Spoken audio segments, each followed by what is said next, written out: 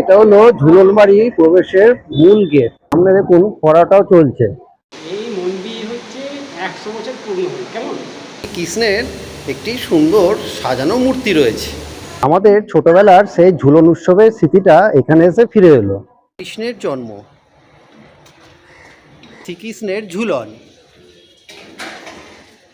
রয়েছে নৌকা বিলাস,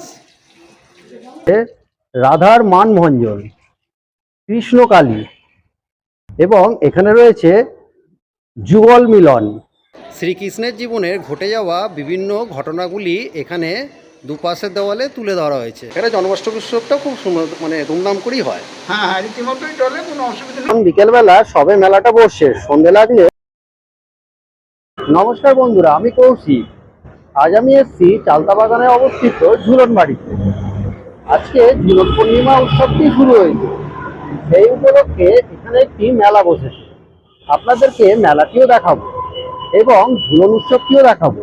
তাই আপনাদের কাছে অনুরোধ রইল ভিডিওটা সম্পূর্ণ দেখার জন্য। প্রথমে বলি আপনারা এখানে আসবেন কি করে। আপনারা হাওড়া অথবা শিয়ালদা থেকে বাস ধরে চালতা বাগানে নেমে খুব সহজেই পৌঁছে যেতে পারবেন এই ঝুলন উৎসবটিতে। এছাড়া আপনারা যদি মেট্রো করে আসেন তাহলে গিরিশ পার্ক স্টেশনে এসে নামবেন। মেট্রোর 3 নম্বর গেট দিয়ে বাইরে বেরিয়ে সামনে কিছুটা হাঁটার পর একটা চৌরাস্তার মোড় পড়বে। সেখান থেকে মিনিট 15 হেঁটে গেলেই আপনারা পৌঁছে যাবেন। ঝুলন উৎসব আজ থেকে শুরু। এই গলির ভেতরে বসেছে একটি মেলা। সন্ধ্যেবেলা হলে তখন মেলাটি বসবে। এখন এই গলির ভেতর দিয়ে 5 মিনিট হেঁটে গেলেই আপনারা পৌঁছে যাবেন ঝুলন বাড়ি। এখন বিকেলবেলা সবে মেলাটা বসছে, সন্ধে লাগলে তখন সম্পূর্ণ মেলাটা বসবে। যদি সন্ধে অবধি থাকি আমি আপনাদের এই পুরো মেলাটা দেখানোর চেষ্টা করব। মেন রোড থেকে এই গলিটি ঢুকে গেছে। এই গলির ভেতর বসেছে মেলাটি। এবার এই গলি দিয়ে সোজা কিছুটা এগিয়ে এসে বাঁদিকে যদি এগোন তাহলেই দেখতে পাবেন এই ঝুলন বাড়িটি। এটি চালতা বাগান লেনে অবস্থিত। ঝুলন বাড়ির প্রবেশদ্বারের ঠিক উল্টো দিকের দেওয়ালে দেখতে পাবেন এই বোর্ডগুলি। গলির ভেতর দিয়ে বাঁদিক দিয়ে একটু হেঁটে এলেই এই সামনেই দেখতে পাবেন ঝুলন বাড়ির এই প্রধান গেটটি। ভেতরে যাচ্ছি, যে পাচ্ছি দেখুন। গেটের সামনে লেখা আছে দেখুন, কলকাতা হেরিটেজ।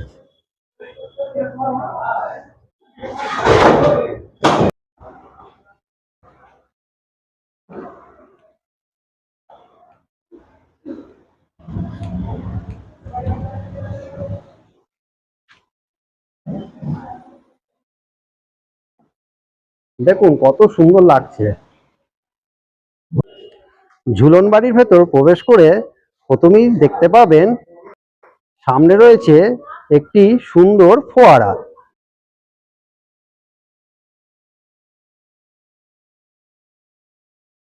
এরপর সামনে এগোলেই দেখতে পাবেন মন্দিরটির শুরুতেই রয়েছে পাশাপাশি দুটি বড় টব এবং তাতে দুটি গাছ রয়েছে এবং পাশাপাশি রয়েছে দুটি হস্তি।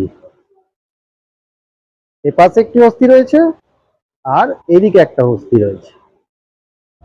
সিঁড়ির কয়েকটি ধাপ পেরিয়ে মূল মন্দিরে উঠতে হয়। মূল মন্দিরের এপাশে রয়েছে একটি সুন্দর বাঁধানো তুলসী মঞ্চ।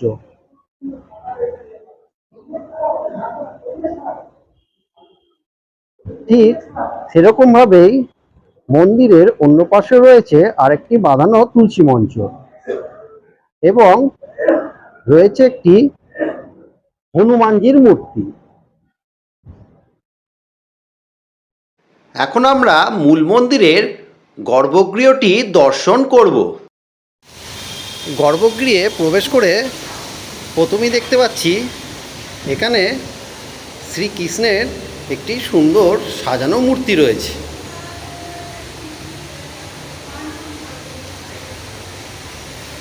এবং সামনে রয়েছে এখানে একটা হাতি, এর পাশেও রয়েছে আরেকটি হাতি। এবং শ্রীকৃষ্ণ মন্দিরের দুপাশে দুটি শিব মন্দির রয়েছে।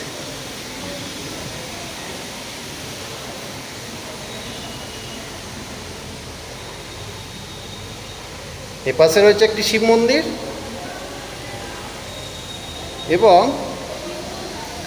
মন্দিরের ওপাশে রয়েছে আরেকটি শিব মন্দির।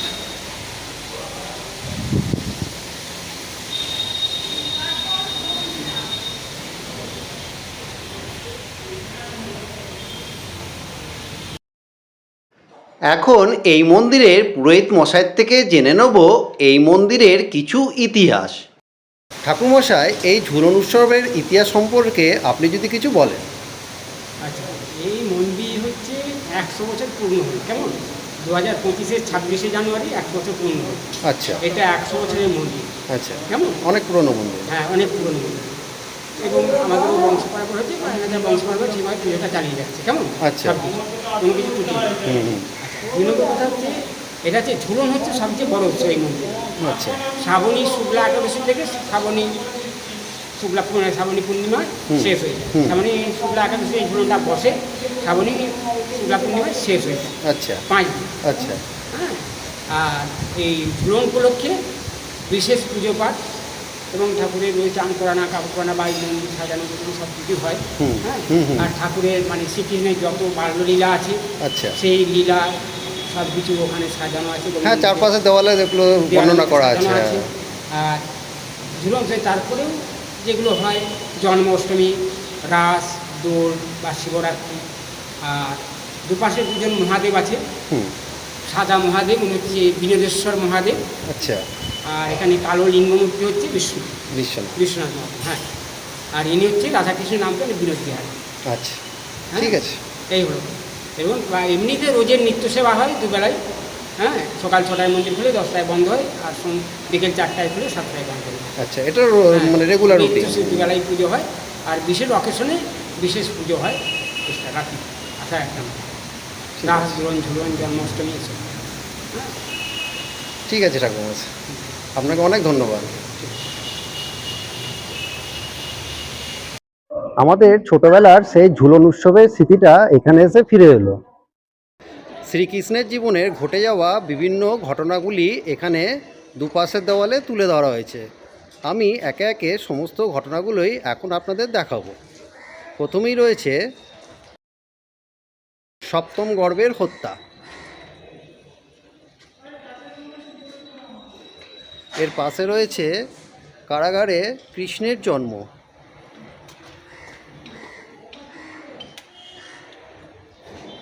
এবং এর ঠিক পাশেই রয়েছে বাসুদেবের যমুনা পাড়। তার পাশে রয়েছে বাসুদেবের নন্দালয়ে গমন। এপাশে রয়েছে যশোদা ও গোপাল।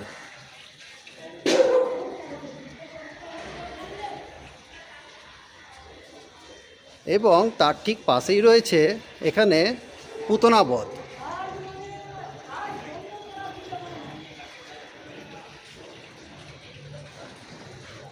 এবং পুতনা বধের পাশে রয়েছে শ্রীকৃষ্ণের ননী চুরি।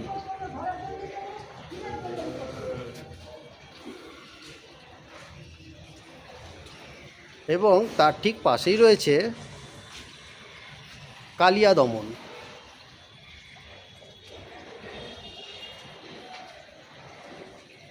কালিয়া দমনের ঠিক পাশেই রয়েছে কৃষ্ণের গরু চড়ানো।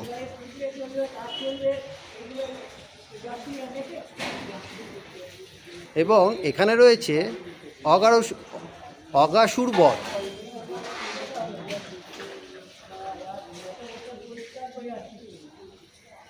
এবং এপাশে রয়েছে শ্রীকৃষ্ণের ঝুলন।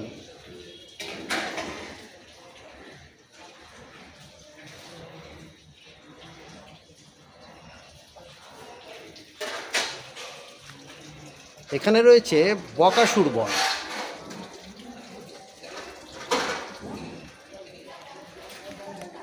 এপাশের দেওয়ালে রয়েছে নৌকা বিলাস। এবং সামনে রয়েছে একটি টবে খুব সুন্দর পেয়ারা গাছ। এবং গেটের এক পাশের দেওয়ালে রয়েছে বাল্মীকি কুটির। গেটের ওপাশে ছিল নৌকাবিলাস এবং বাল্মীকি কুটির। এবার গেটের এপাশের ঘটনাগুলি আপনাদের দেখাচ্ছি। এখানে প্রথমেই রয়েছে গোপিনীর বস্ত্রহরণ,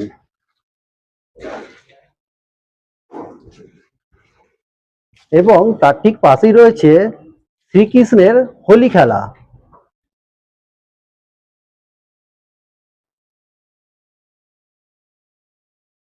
তার ঠিক পাশেই রয়েছে শ্রীকৃষ্ণের কংসবধ, এবং এখানে রয়েছে রাধার মানভঞ্জন।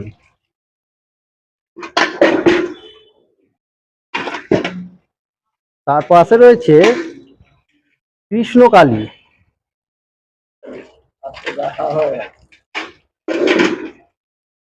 এপাশে রয়েছে জরাসন্ধ বধ।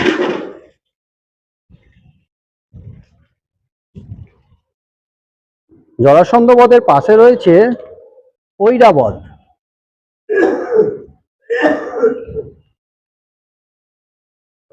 বধ এর পাশে রয়েছে বলি রাজা।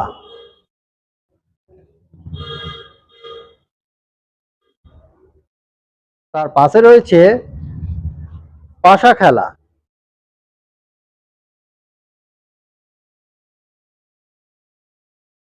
এখানে রয়েছে দ্রৌপদীর বস্ত্রহরণ।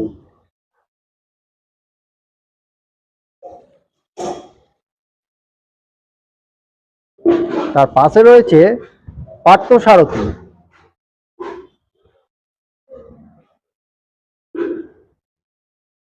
এবং তার ঠিক পাশে রয়েছে অভিমন্যু বধ।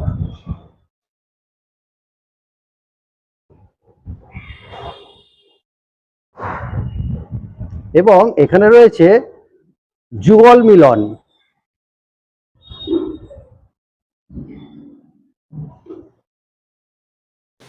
এখন এই মন্দিরের একজন সেবায়েতের থেকে জেনে নেব মেলা চলাকালীন মন্দিরের সময়সূচিটি।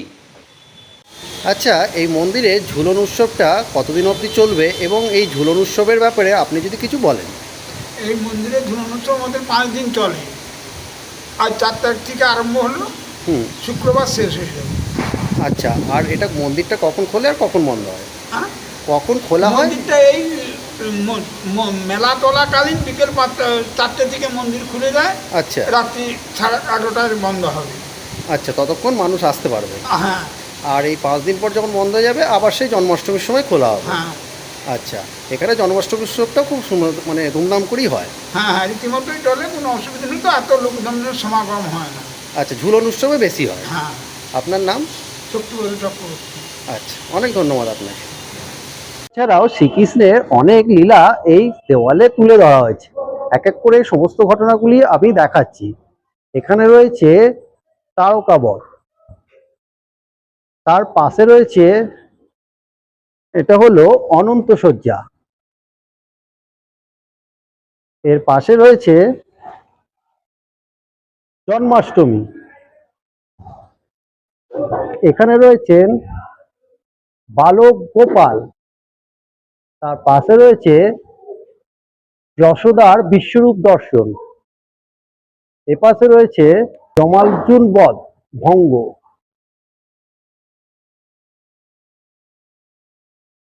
তার পাশে রয়েছে গোষ্ঠলীলা। এখানে রয়েছে ব্রহ্মার মোহনাশ। এখানে রয়েছেন কালিয়া দমন।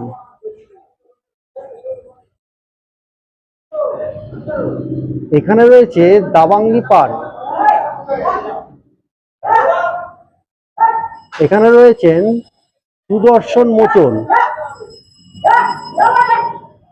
এপাশে রয়েছে গোবর্ধন বারণ। এছাড়াও মন্দিরের অন্য পাশের দেওয়ালে লক্ষ্য করলে দেখা যাবে এখানে রয়েছে মাতৃবিদায়। এখানে রয়েছে বস্ত্রহরণ। তার পাশে রাসলীলা। এখানে নৌকা বিলাস।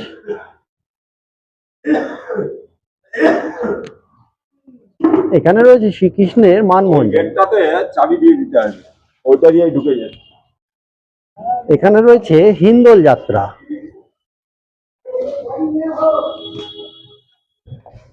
এখানে রয়েছে দোল লীলা, কংসবধ, রুক্মিণীর পত্র প্রেরণ, রুক্মিণী হরণ, রুক্মিণীর বিবাহ, দ্বারকা রাজা এবং সর্বশেষে রয়েছে হিড়িম্বা বধ।